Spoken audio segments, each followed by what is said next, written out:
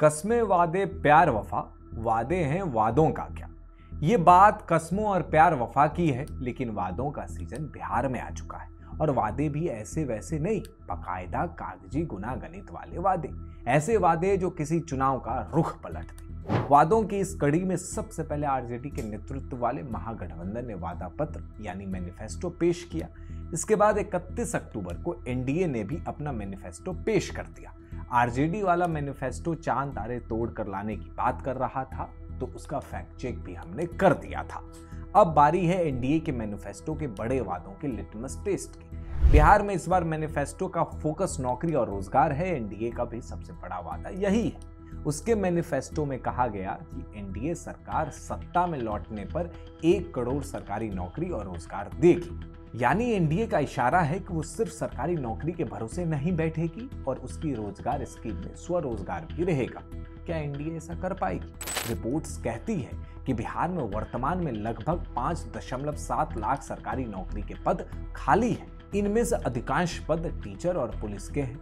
अगर इन सभी पदों की औसत सैलरी हर महीने 50,000 रुपए मानी जाए तो उसे हर महीने लगभग 3,000 करोड़ रुपए खर्च करने पड़ेंगे।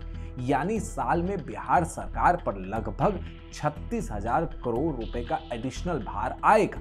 ये अमाउंट बिहार के टोटल बजट का लगभग 10% है और इसे मैनेज करना थोड़ा मुश्किल हो सकता है। हालांकि महागठबंधन के लगभग 2.5 करोड़ सरकारी नौकरी के वादे से ये कहीं बेहतर है, जिसका खर्च बिहार के बजट का 2 गुना या 3 गुना हो सकता था। अगर एनडीए ये सारे पद भरती भी है तो भी उसे बाकी 95 लाख नौकरियां और रोजगार देने पड़ेंगे। सवाल उठता है, क्या ये पॉसिबल है? वैसे ये इस पर डिपेंड करता है कि रोजगार किसे माना जाएगा। अगर सिर्फ नौकरी देना ही रोजगार माना जाए तो ये संभव नहीं है। हाँ, अगर खुद का रोजगार करना इस कैटेगरी में आता है तो ये जरूर पॉसिबल है। कैसे? इसको समझिए मुद्रा योजना से।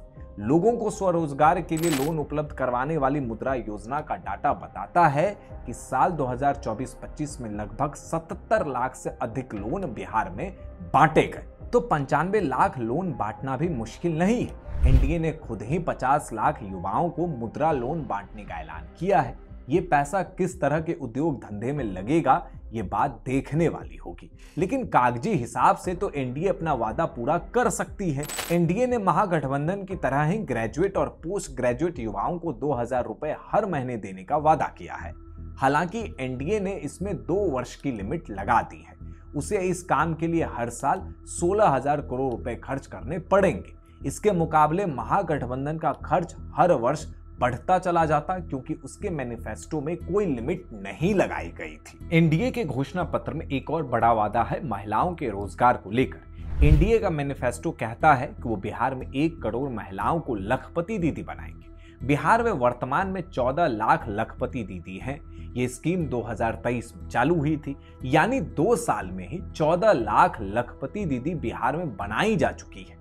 यदि यही स्ट्राइक रेट रखा जाए तो बिहार में अगले 5 वर्षों में लगभग 50 लाख लखपति दीदी का वादा पूरा हो सकता है। यानी एनडीए का वादा 50% पॉसिबल तो दिखाई ही पड़ता है। बिहार चुनाव में भले ही इस वर्ग पर फोकस ना हो, लेकिन एनडीए ने किसानों को लेकर भी एक बड़ा वादा किया है। उसने कहा है कि वो बिहार में कर्पूरी ठाकुर किसान सम्मान योजना चालू करेगी। इसके तहत 9,000 रुपए बिहार के किसानों को हर साल दिए जाएंगे। बिहार में पहले से ही किसानों को 6,000 प्रति साल किसान सम्मान निधि के तौर पर दिए जाते हैं। इसका फायदा बिहार में 75 लाख किसानों को मिलता है।